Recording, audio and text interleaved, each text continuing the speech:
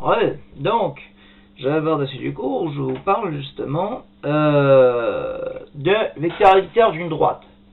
Alors, d'abord, définir qu'est-ce que c'est qu'un vecteur directeur d'une droite. Un vecteur directeur d'une droite, c'est un vecteur qui a la même direction que la droite. Alors, j'ai une droite là, il commence déjà à sous-frotter lui, non, ça va pas. Bon, elle n'est pas très droite, mais c'est bon.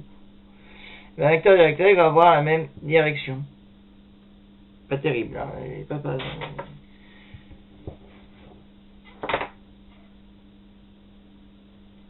Voilà. Oh, genre, pour avoir ça. Des vecteurs directeurs, vous en avez plein. Ils ont tous une particularité entre eux, ces vecteurs du directeur d'une droite. Qu'est-ce qu'ils ont comme particularité entre eux, d'ailleurs? Ils sont entre eux, ils sont... Je crois que moi, j'avais pas fait ça. J'avais fait ça dans le cours en vrai, en live. Je l'ai pas fait sur YouTube, puisque c'était bien avant le confinement. Tout simplement, ils sont collinaires entre eux. Alors, en fait, si vous voyez, il y a un vocabulaire précis. Deux droites entre elles, on dit qu'elles sont parallèles. Deux vecteurs entre eux, on dit qu'ils sont collinaires. Et un vecteur sur une droite, par note, on dit que le vecteur il dirige à droite, ou alors le vecteur est directeur de la droite. Mais on ne dit pas les vecteurs sont parallèles, le vecteur est parallèle à la droite. Non, il y a hors de vocabulaire. Deux droites sont parallèles, deux vecteurs sont collinaires, un vecteur et une droite, le vecteur est directeur de la droite. En gros, ce vecteur, il dit, tu vas dans cette direction. Enfin, attention. Il dit, voilà, tu vas dans cette direction que je te donne. Tu indiques, voilà, il donne la direction de la droite, c'est ça. Parce que de toute façon, un vecteur, je vous rappelle que c'est défini par une direction, un sens et une norme. Vous voyez, ces vecteurs, là, ils ont tous, bon, ils ont des sens et des normes différents. Mais, ils ont tous quelque chose en commun, la direction. Voilà. Ça, c'est un peu l'introduction, si vous voulez, d'abord du vocabulaire de vecteur directeur d'une droite. Maintenant, la propriété, il y a une propriété qui dit, quand vous avez une droite, on a vu qu'il y avait deux types d'équations réduites de droite. Il y avait l'équation réduite de la droite, soit c'est x égale k, soit c'est écrit y égale mx plus p. D'accord? Et bien pour les droites qui sont comme ça, en gros les verticales, le vecteur directeur c'est le vecteur de coordonnées 0, 1. Pour une droite comme ça, le vecteur directeur a pour coordonnées 1, m. Et ça peut se montrer très facilement. Bon, déjà, une verticale, forcément, c'est dirigé par ce vecteur-là. C'est le vecteur de coordonnées 0, 1. Ah oui. Je ne dépasse pas du tout par là. D'accord? Je ne pars pas du tout par là et je fais un cran vers le haut. D'accord? Pour rappel, le vecteur U qui a pour coordonnées AB, ça veut dire que il fait comme ça.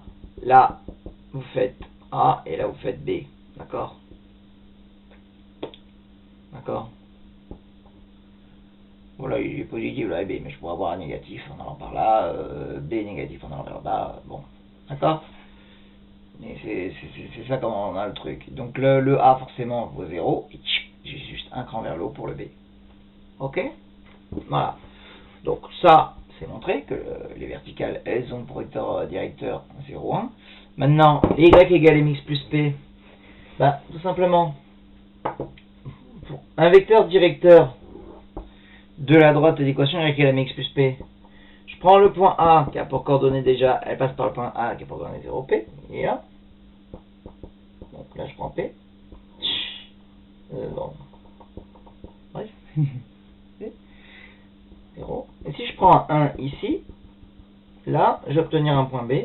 Ça va être quoi les coordonnées du point B, qui est ici, qui a pour abscisse 1?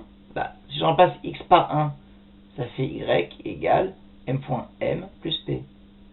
Donc, je vais prendre le B, il a pour coordonnées 1. Quand je remplace x par 1, ça me fait m plus p. Donc, ça me fait y égale m plus p.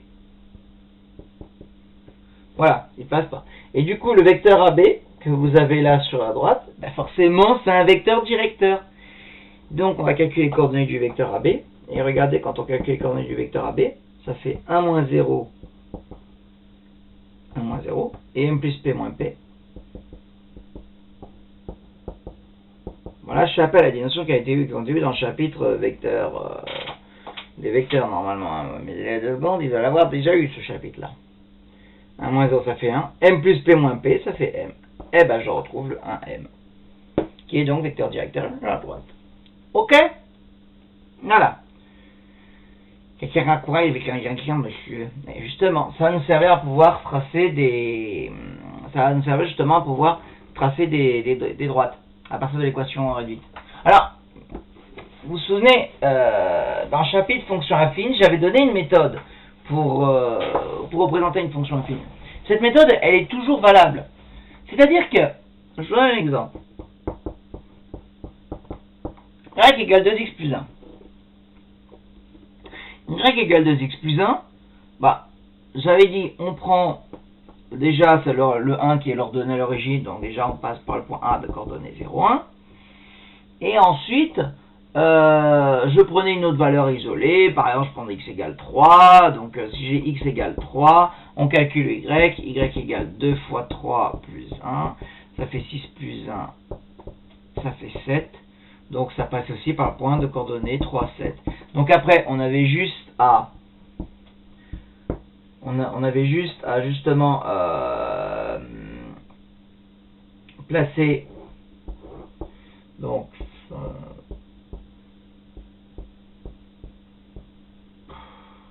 ouais, bon bref. Le point de coordonnées 0, 1. L'autre 3, il fait faire 7. 1, 2, 3, 4, 5, 6, 7, ouais, bon bref. Et je trace, bref. Je place le point B, le 1 à le 20B, je retire, ça me fait la droite. Pareil, tu dois sortir du cadre toujours. Ça, c'était justement la technique que l'on avait vue dans le chapitre sur les fonctions affines. Justement, le coup du vecteur directeur va nous donner une autre technique pour pouvoir tracer à droite. Et en plus, on va même utiliser le vecteur directeur pour pouvoir tracer des cosmoles qui peuvent être un peu plus compliqués à partager. C'est toujours, enfin bon, c'est-à-dire quand vous savez surtout quand le truc là est une fraction. Et ça va être beaucoup plus simple que justement si vous faites du calcul. Dehors. Très pratique. Alors, donc l'autre technique, c'est que j'ai toujours le point. Alors, j'ai toujours besoin du point quand même. Ça change pas. J'ai mon ordonnée à l'origine le 1, donc je passe par le point coordonné 0, 1. Pour avoir l'autre point, je vais utiliser le vecteur directeur. Vecteur directeur, donc là, y à mx plus p, on avait dit que ça faisait 1m, donc ça fait point coordonné 1, 2. Et bien, qu'est-ce que je vais faire dans mon repère?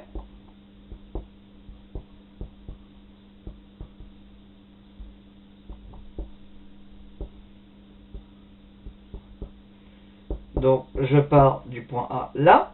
Et à partir du point A, on va tracer le vecteur, en fait, on va tracer le vecteur U, 1, 2. 1, 2, c'est-à-dire je fais 1, j'avance de 1 et je monte de 2. D'accord? Ça me fait mon vecteur directeur.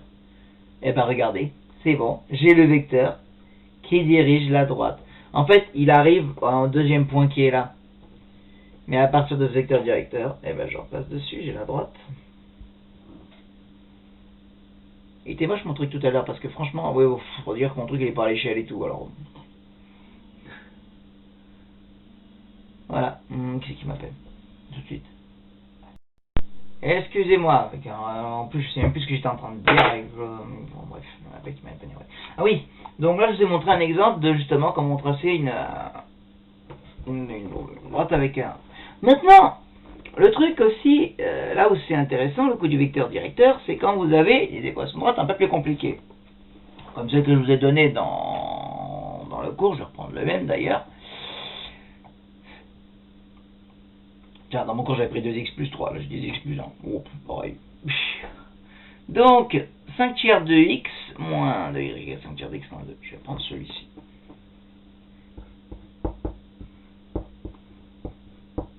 Alors, allez déjà c'est un peu plus moche.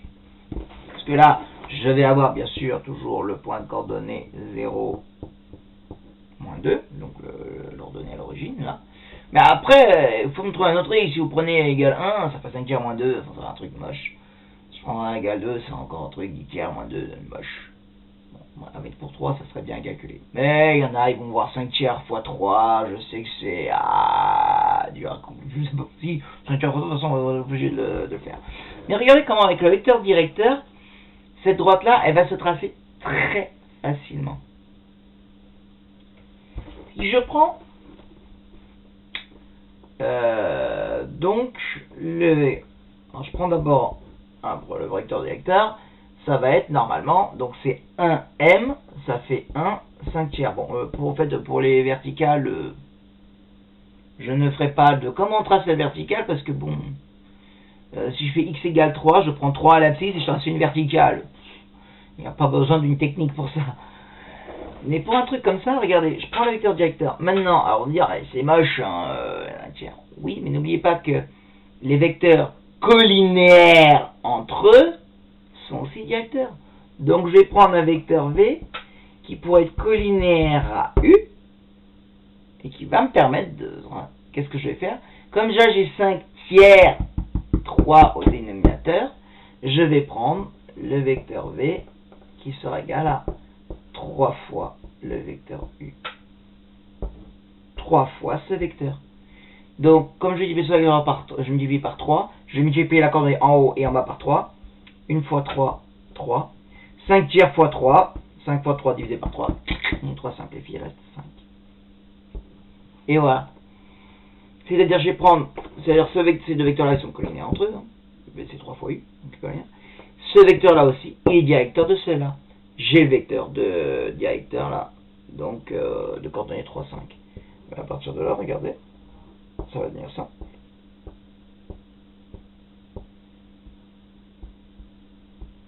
Bon, déjà j'ai le A là. 1, 2, 3, 4, 5, 1, 2, 3, 4, 5, moins 1, moins 2. Donc j'ai déjà le A qui est là. Et après, j'ai plus qu'à faire donc le vecteur directeur 3, bon, c'est moche, 3 et 5. Alors, je danse de 3, je monte de 5.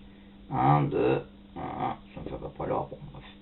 Prenez avec un truc à carreau, ça marche très bien, ça va être 3, 3. Et j'ai le vecteur directeur, on va dire. Et puis après, bon, en fait, le vecteur directeur, j'ai la droite que je repasse par-dessus. Et j'ai gagné. J'ai tracé la droite d'équation. Alors, en général, en fait, les droites, on met là, y égale 5 tiers de x moins 2. On écrit exactement l'équation de la droite, pareil que ça, hein, sur la droite. Toujours pour la mettre à côté. Ou alors, elle porte un nom, d, delta, défranche, etc. Dans ce cas-là, vous mettez le delta en parenthèse à côté. Hein, comme vous avez l'habitude de nommer une droite. Voilà. Alors, ça c'est un exemple. Je pourrais aussi, j'aurais très bien pu prendre aussi...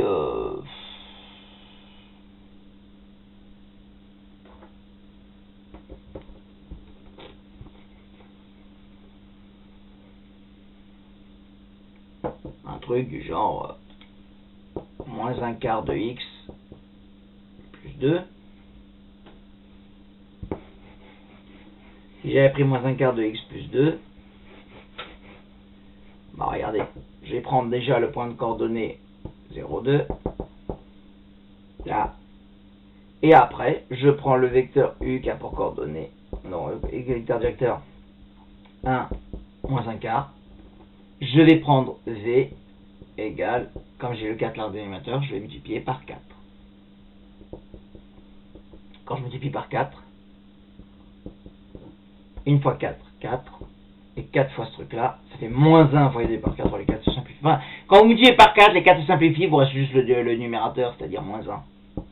Pour ceux qui auraient un peu plus de mal, c'est le plus simple, c'est de le calculer comme ça. 4 moins 1, j'avance de 4, je descends de 1, ça me fait le vecteur directeur, et je trace à droite. Simple comme bonjour. Voilà. Pas mal, non? Ouais. Voilà. Donc, l'intérêt quand même des vecteurs directeurs, c'est pour tracer même des droites qui sont un peu plus compliquées. Ok? Bon, faites pas si vous voulez. Voilà. Bon, ce sera tout pour aujourd'hui. Juste un petit exercice pour demain. Ce que je vous enseigne, ça, faut bien après le mettre un peu en application, quoi. Donc, je vais vous demander de tracer les droites. Donc, allez, D1, l'équation x égale 4. Mais vous n'avez pas appris ça. Je vous ai dit, il n'y a pas besoin de calcul. L'autre qui est pas difficile non plus à faire, y égale 3. Vous n'avez pas appris, c'est quoi le vecteur surjection? Il y a une verticale et une horizontale, indice.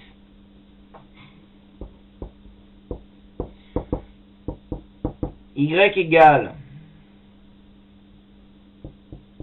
3x moins 2. Y égale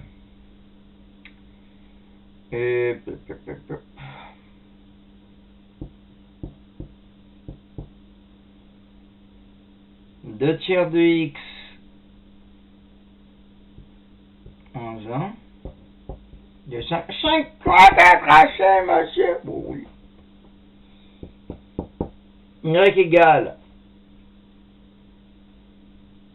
moins 3 cinquièmes de x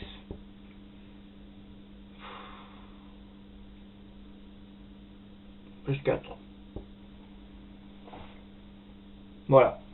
Vous me tracez ça. Bon, il y en a deux qui sont super rapides à tracer, ces deux-là.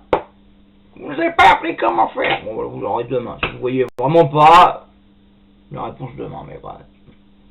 Vous avez appris quand même à faire ça.